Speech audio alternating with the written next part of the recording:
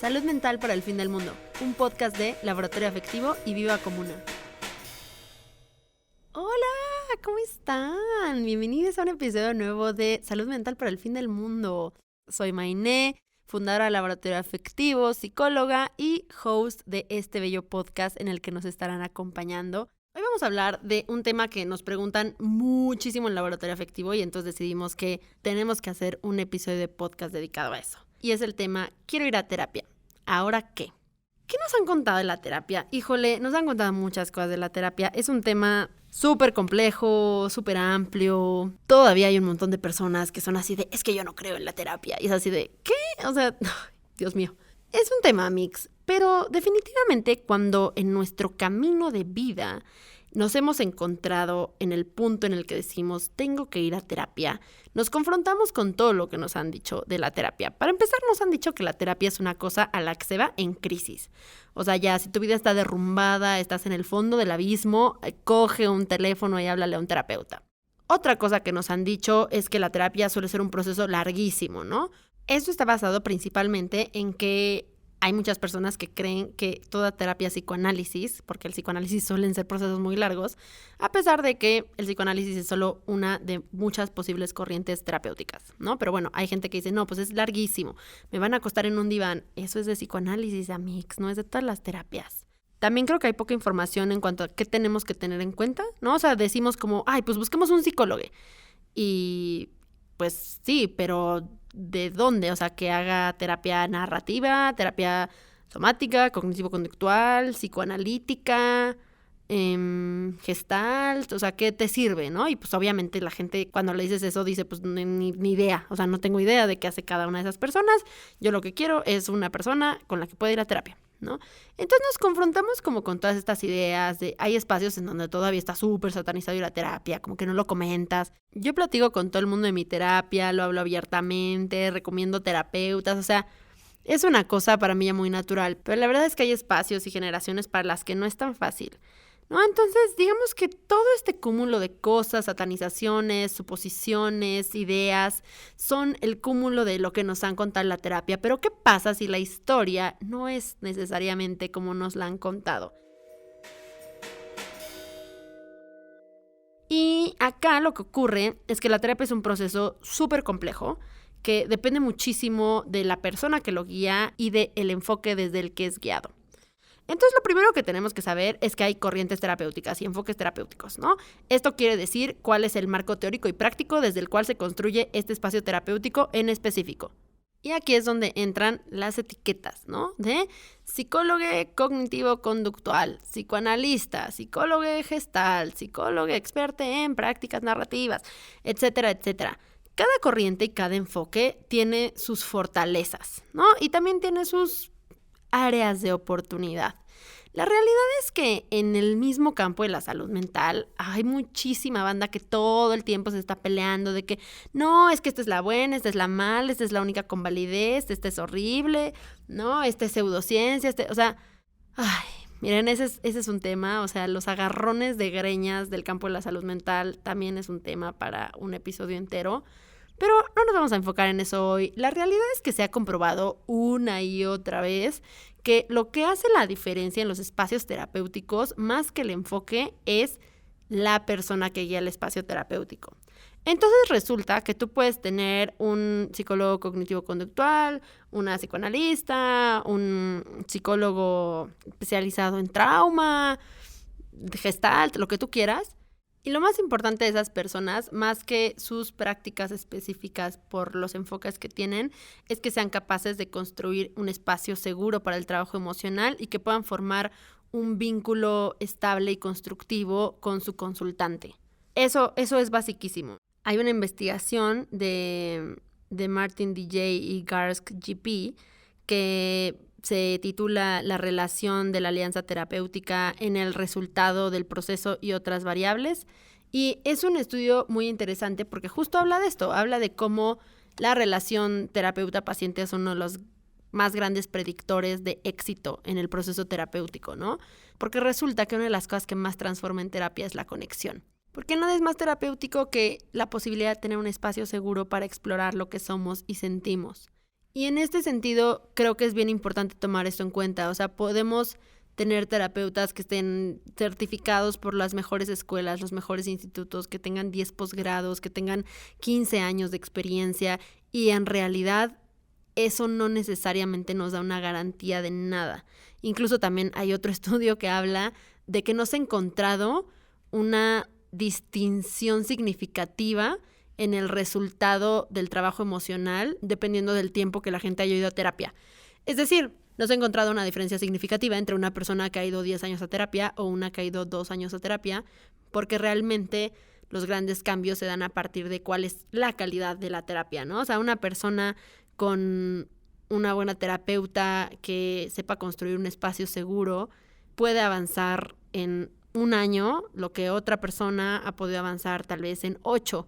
Y no solo tiene que ver con el terapeuta, también tiene que ver con los propios procesos de la gente, ¿no? O sea, obviamente cada persona es distinta, tenemos recursos emocionales y cognitivos que difieren muchísimo, y eso determina en gran medida cómo podemos sacarle provecho a la terapia y avanzar en el proceso y los objetivos que ponemos también, ¿no? Porque cada proceso terapéutico está orientado hacia algo distinto.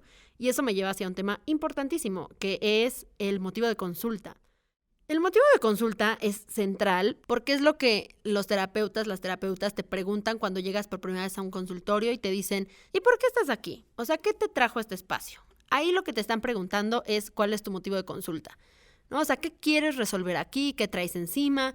El motivo de consulta suele estar asociado a un montón de cosas. Normalmente la gente viene por una cosa y te das cuenta que en realidad su problema es otro, ¿no? Pero digamos que ese es el punto de partida de esa persona. Entonces sí es importante poner el motivo de consulta al centro y decir, ok, como base en esta semilla que tú me dices que quieres cultivar y sembrar, vamos a construir un proceso, ¿no? Un proceso que obviamente sea mucho más complejo, que integre otras partes que a lo mejor tú ni siquiera has visibilizado que están asociadas al motivo de consulta, pero que pues se tratan de ir entretejiendo conciencia para poder tener un panorama más claro y una capacidad de accionar más fortalecida. Entonces, eso es importantísimo. Ahora, otra cosa que es importante es que, aunque obviamente, como ya dijimos, un montón del proceso depende del terapeuta o la terapeuta en sí mismas, la verdad es que el enfoque también importa bastante porque nos da ciertas herramientas teóricas y prácticas que nos permiten abordar de mejor manera ciertos procesos o tal vez no ser tan adecuados para tratar esos procesos en específico. Y para eso sí es muy importante preguntarle al terapeuta o la terapeuta que tienes enfrente, hacerle un tipo de entrevista sobre quién es y cómo trabaja. Preguntas importantes que les recomiendo que hagan en terapia: ¿cuál es tu corriente? ¿Cuál es tu enfoque? Aquí una nota en Arial 75, negrito subrayado. Una persona que no tiene un posgrado o una especialidad en su corriente terapéutica no puede dar terapia. Eso quiere decir, si hay una persona que estudió la carrera de psicología y se graduó, pero eso es el último nivel de estudios que tiene, la licenciatura, no puede dar terapia. Puede hacer otras cosas, puede aplicar pruebas, puede ir a RH, puede trabajar en una escuela. Yo sigo sosteniendo que para trabajar en una escuela se debería pedir más calificación, pero bueno, ese es otro tema. No, o sea, pero no puede dar terapia. De ninguna manera puede dar terapia. Quien te está dando terapia tiene que ser alguien que te pueda decir, ah, claro, yo tengo un posgrado en esto o yo hice una especialidad en esto. Importantísimo. Entonces, también esa es una manera de preguntar eso, ¿no? O sea, decir como, ok, ¿cuál es tu corriente terapéutica? Y incluso si quieren preguntarle como sus estudios, ¿no? Así como de, ¿y dónde estudiaste? Para mí sí es muy importante saber que mis terapeutas tienen la formación correcta para guiar ese espacio, porque les estoy poniendo mi salud mental ahí de que en el centro, ¿no? Entonces, sí es una cosa delicada. Ya que te dijeron eso, ya que pasaron el primer filtro de tener las certificaciones necesarias para guiar ese espacio, entonces podemos pasar al, ok, ¿cuál es esta corriente terapéutica? Evidentemente te puedes decir, mira, yo soy Gestalt, y para ti eso puede ser igual a nada porque no tienes idea de qué demonios es Gestalt. Está bien. Entonces creo que la manera de familiarizarte con su corriente, que también te recomiendo que después de la sesión y así le busques tantito sobre qué es esa corriente, pero que le digas como, perfecto, ¿y cómo ese enfoque se traduce en tu forma de trabajo? O sea, cuéntame más o menos de cómo es una sesión contigo, qué tipo de prácticas hacemos, cómo hablamos, es algo más dinámico, es algo más verbal, ¿no? O sea, como qué técnicas integran este espacio, solo para hacerme una idea de cómo va a ser un proceso contigo. Ya te pueden contar como, mira, pues yo sí, ¿no? O sea, usando el ejemplo de lo Gestalt, es una práctica que suele ser dinámica, ¿no? Entonces suelen hacer ejercicios, suelen mover el cuerpo, suelen hacer como, ¿no? O sea, varias actividades que no necesariamente es toda la hora hablando, ¿no? O sea, como que se mueven un poquito más que el psicoanálisis, por ejemplo, que suele ser algo un poquito más estático porque hablas mucho más, ¿no? Entonces, bueno, ya te dice eso y entonces ya habiéndole dicho tu motivo de consulta, le puedes preguntar, oye, y desde tu enfoque, ¿cómo trabajaríamos mi motivo de consulta? ¿Crees que este es el mejor enfoque para lo que yo quiero trabajar? Creo que un gran marcador de un buen terapeuta o una buena terapeuta es alguien que reconoce sus propios límites y que puede ser muy honesto respecto a cómo piensa o cómo visualiza tu motivo de consulta en relación a su enfoque, ¿no? Y hay gente que te va a decir así de, no, pues sí, súper chido, y que te va a explicar un poco cómo lo haría. Y también hay personas que te pueden decir como, la verdad es que creo que te beneficiarías más de este otro enfoque o esta otra visión o este otro especialista, ¿no? Entonces, pues difiere la respuesta, pero creo que si te llegaran a decir como, la verdad es que creo que por aquí no sería, esa es una buena respuesta. O sea, estás ante una persona ética que en efecto se preocupa por tu proceso y que sabe que tal vez tu espacio sería mejor en otro lugar, ¿no? Por lo que quieres trabajar. Entonces, esta es una pregunta importante, yo también recomiendo que la hagan. Y pues ya, o sea, como cualquier cosa que les dé curiosidad, creo que es un espacio en el que la seguridad es importante y que por lo tanto hay que darse el tiempo, como decir, sentirse seguros, de indagar lo que crean necesario, de platicar o reafirmar la información que ustedes requieran. Pero dicho esto, también es un lugar incómodo. Es un espacio en el que se abren muchas cosas, ¿no? Y creo que también por eso me gusta desmitificar la idea de a la terapia se llega en crisis. Porque por supuesto, si estás en crisis, ve a terapia, o sea, todo chido. Pero creo que para mí es muy importante también darnos la oportunidad de ir a terapia en los buenos momentos. Porque tenemos otro tipo de energía emocional. Cuando tú estás en crisis, lo que atiendes es la crisis, ¿no? O sea, si ahorita yo estoy acá en mi casa y me doy cuenta que la pared hace falta resanarla y de repente así de que explota el tubo de abajo de mi lavabo y se empieza a salir el agua por todas partes y voy a sopesar yo, ok, ¿me pongo a resanar la pared o atiendo el hecho de que mi casa se está inundando? No, pues por supuesto que atiendes el hecho de que tu casa se está inundando. Todos tus recursos se van a ir a pagar plomeros, tubos, tuercas, lo que sea necesario para resolver ese problema. Y la pared no va a dejar de estar descarapelada, no va a dejar de tener humedad, no va a dejar de necesitar atención, pero en ese momento no es prioritario porque la crisis es lo que ahorita te está amenazando. Y eso pasa mucho en terapia cuando vamos en crisis, que llegas con estas bombas que te están explotando adentro y que dices, ya, necesito resolverlo, necesito trabajarlo, por favor enfoquémonos en esto. Pero cuando vas en una etapa en la que no estás en crisis, entonces sí te puedes dar el lujo de llegar, entrar, dar un recorrido por la casa y ver qué necesita atención. Y puedes decir, ok, esta pared está como con necesidad de ser resanada, pero también acá veo que el lavabo está medio sucio y hace falta comprar una maceta para esta planta que ya como que ya le empezó a quedar chiquita la que tiene. Y entonces vas haciendo esas mejoras pequeñas que no requieren toda tu atención y energía porque si no todo explota, pero que hacer esas mejoras sí cambia tu calidad de vida, ¿no? O sea, y uso esta metáfora de la casa porque es más sencilla, pero es un poco eso, ¿no? O sea, cuando llego a terapia solo por un proceso de autoconocimiento, solo para generar más herramientas, me voy dando cuenta también de todos los otros procesos que no han implicado una crisis, pero que definitivamente necesitan mi atención y necesitan mi cuidado. Entonces, creo que recomiendo eso muchísimo. Si tienen la posibilidad económica, de tiempo o de espacio, vayan a terapia cuando no estén en crisis. No solo las crisis son material de terapia. Creo que nuestra salud mental entera se beneficia de estos procesos. Es un poco como medicina preventiva para el cerebro y para los procesos emocionales. Entonces, les recomiendo mucho que lo hagan. Y otra cosa es entender que la salud mental y el modelo hegemónico de salud mental, tal como existe, ha sido históricamente muy violento, como el resto de la salud. Y entonces se vale llegar a espacios en donde el terapeuta o la terapeuta hacen algo violento y entonces solo decides retirarte de ese espacio. Es completamente válido.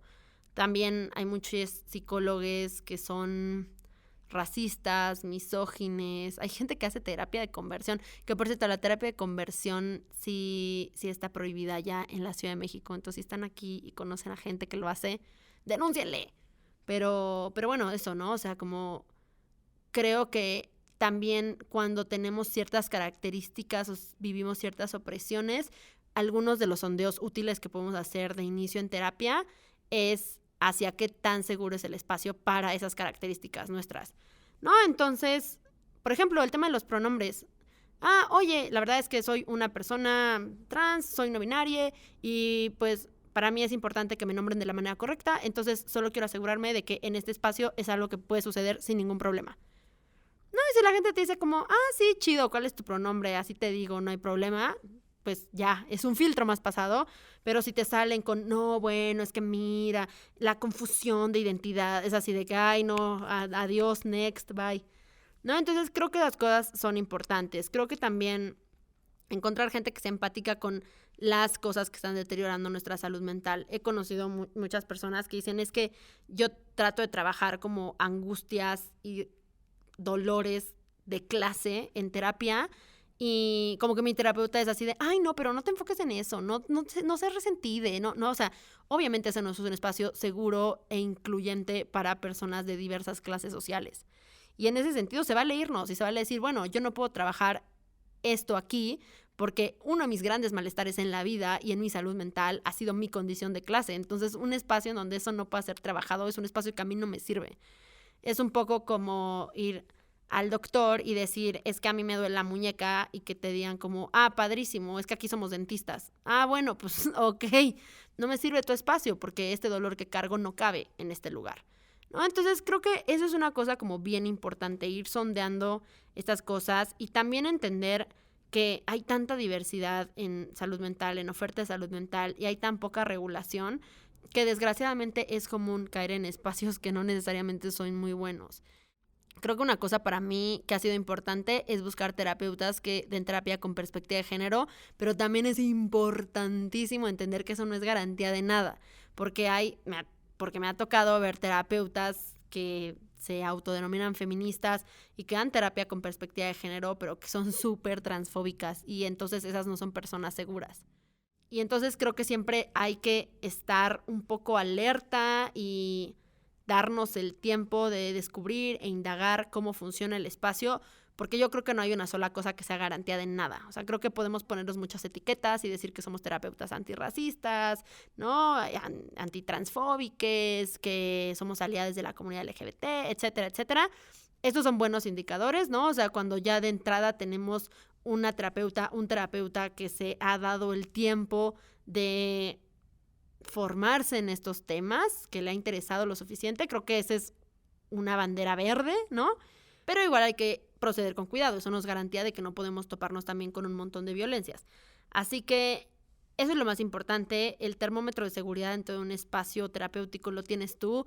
Si hay algo ahí que no te vibra, que no te encanta, que te hace sentir incómodo, siempre recomiendo que si crees de verdad que ese es un espacio seguro y si realmente no sabes lo que ocurre pero sientes incomodidad, que te des la oportunidad de expresarlo. O sea, también los procesos terapéuticos crecen de que nosotros podamos hablar con nuestros terapeutas las cosas que nos incomodan o no nos gustan. Es totalmente válido que haya intervenciones que no te encantaron y puedes decírselo al terapeuta. Y deberías, de hecho, compartirlo porque eso también es una herramienta de trabajo para el terapeuta, ¿no? O sea, si llegas y dices, oye, la sesión pasada, esto que hicimos, la verdad me dejó como súper incómodo, súper ansioso, no me gustó para nada. Eso es información importante que el terapeuta debería recibir y que aparte también es una buena prueba de cómo lo recibe, porque un buen terapeuta, una buena terapeuta lo recibiría de una manera muy empática, amorosa y tratando de indagar un poco en la incomodidad, ¿no? Yo recuerdo que hace muchos años tuve un terapeuta que una vez como que tocamos un tema que para mí era medio difícil y yo salí de sesión súper quebrada, o sea, era un mar de llanto, me costó muchísimo tiempo como volverme a regular. Y que una sesión después le dije como, oye, la verdad es que no me latió como sacar esto así de la nada. Siento que es un tema que me ha costado un montón de trabajo y que pues no fue tan buena idea tocarlo así de que 15 minutos antes de terminar la sesión. Y él me dijo como, tienes toda la razón del mundo, creo que yo no tenía visibilizado lo sensible y lo complejo que era ese tema para ti y por eso lo saqué en ese momento, pero definitivamente no me había anticipado la reacción que iba a ocurrir y creo que justo te fuiste muy desregulada, me disculpo mucho por haberte dejado ir así, creo que hasta después tuve oportunidad de pensarlo en supervisión. Esto es algo bien importante, la supervisión es algo que ocurre porque todas las personas que guían procesos terapéuticos deben tener también sus propios procesos terapéuticos, no solo a nivel personal, sino procesos terapéuticos que sean supervisión. La supervisión es cuando tú vas con otro psicólogo a supervisar tus casos. O sea, le vas diciendo como, ay, oye, mira, tengo este caso, esto pasó, esto fue como lo que ocurrió en la sesión y el otro psicólogo te da también su perspectiva y entre ustedes como que co-construyen herramientas de intervención y es como una parte importantísima de la terapia, ¿no? O sea, es importante que tu terapeuta vaya a supervisión. O sea, esa es una práctica básica. Debería todo el mundo hacerlo. Tristemente hay gente que no lo hace, pero es esencial. Es así, breve paréntesis sobre la importancia de la supervisión.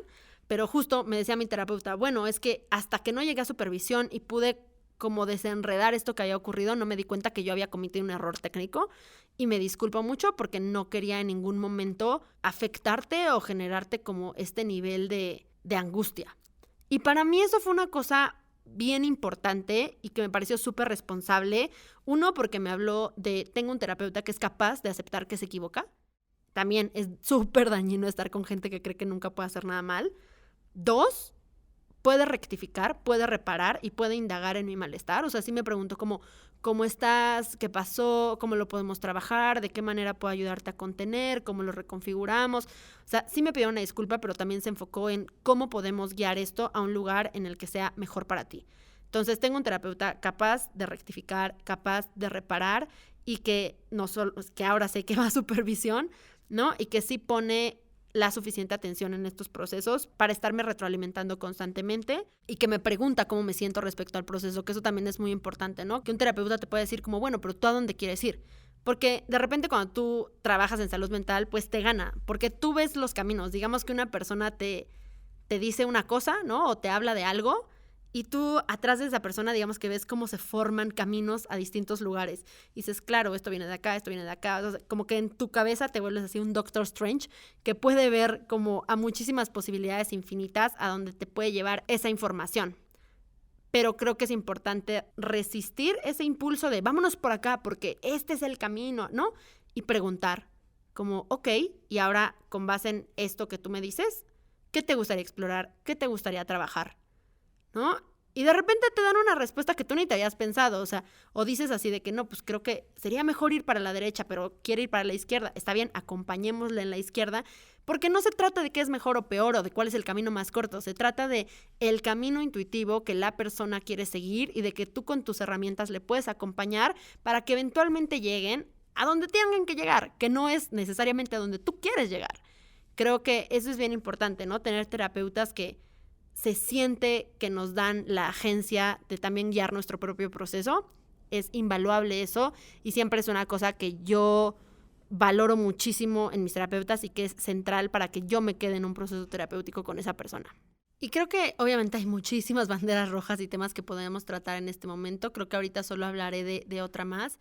Y es el tema de los terapeutas que están peleados con la psiquiatría. O sea, no saben cuántas veces tristemente han llegado personas a decirme, es que mi terapeuta no está de acuerdo con que yo tome medicamentos para mi depresión. Me dice, una persona así me dijo, como me dice que medicando el dolor no resuelvo nada. Y es como, ¿qué? Disculpa. Los terapeutas tenemos que saber sobre el cerebro y sobre neurodivergencias, no solo para ser capaces de detectarlas, hacer impresiones diagnósticas y mandar a espacios en donde puedan confirmarse esas impresiones, sino también porque es una forma básica de acompañar a alguien. Y si una persona llega a decirte como, oye, tengo depresión, tomo este fármaco, y tú le dices como, no mediques el dolor, o sea, está siendo absolutamente insensible y absolutamente ignorante de los procesos cerebrales que implican tener depresión, ¿no? Entonces, esta es una bandera roja, rojísima, así, subrayada con rojo sangre, como diría Panda. Y es bien importante detectarla, ¿no? O sea, como cualquier terapeuta que sea así de, no, fuchi psiquiatría, o sea, independientemente de la postura que podamos tener. O sea, tal vez yo personalmente no me medicaría, lo que sea, pero entiendo que es importantísimo para personas que sí necesitan el medicamento por un tema de supervivencia y de tratamiento de una enfermedad o un trastorno. Y está bien, o sea, como que me toca acompañarles.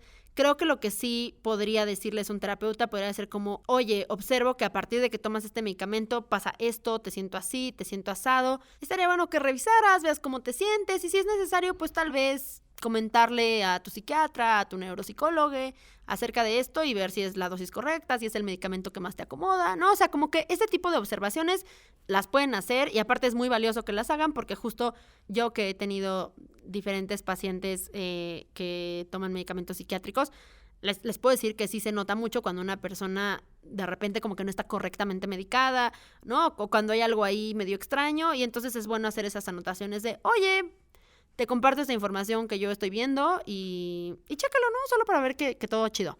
Entonces, esas intervenciones sí se pueden hacer, pero de ninguna manera cosas satanizando la psiquiatría, satanizando los medicamentos o los procesos que el paciente haya decidido llevar. Y eso, creo que es muy importante porque también obviamente merma el sentido de seguridad y aparte merma el proceso en absoluto, porque si un terapeuta que atiende a una persona con depresión no entiende el valor que tiene la atención psiquiátrica en paralelo, pues entonces ya, o sea, olvídenlo, no, ese espacio no nos va a servir de nada. Entonces creo que es muy, muy importante tomar esto en cuenta. Y hay un montón de otras cosas que son importantísimas para los procesos terapéuticos. En Laboratorio Afectivo hicimos un festival completo de eso, de 2 semanas, con lives, con terapeutas que nos hablan de sus corrientes, con posts, con guías. Entonces, si quieren aprender más sobre esto, vayan a el perfil de Laboratorio Afectivo en Instagram, @laboratorio_afectivo, y chequen nuestras historias destacadas. Ahí hay una historia que se llama Festival Terapéutico. Ahí pueden encontrar todo lo que hicimos de información valiosa sobre este tema, que la verdad es que es contenido muy chulo, así que vayan allá. Y las sabias palabras de este capítulo corren a cuenta de el grandísimo Ignacio Martín Baró y son las siguientes. El saber psicológico debe ponerse al servicio de una sociedad donde el bienestar de los menos no se asiente sobre el malestar de los más, donde la realización de los unos no requiera la negación de los otros, donde el interés de los pocos no exija la deshumanización. Así que acerquémonos más a estos espacios terapéuticos liberadores, humanos, empáticos y constructores de comunidad. Les mando un abrazo y nos escuchamos en el siguiente capítulo. Si quieren saber más de todo lo que hacemos en Laboratorio Afectivo, síganos en redes. En Instagram estamos como @laboratorio_afectivo y en todos los demás lugares como Laboratorio Afectivo. También recuerden que para todo lo relacionado con charlas, talleres, material, productos, colaboraciones, pueden encontrarnos en la página laboratorioafectivo.com o escribirnos al correo laboratorioafectivo@gmail.com.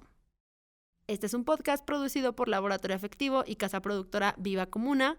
La producción ejecutiva, escritura y conducción corre a cargo de Maine Cortés, el sonido directo y la edición a cargo de Frida Arroyo, la edición y producción a cargo de Lucía Mondragón y Jennifer Miranda. Muchas gracias a todos de parte del equipo.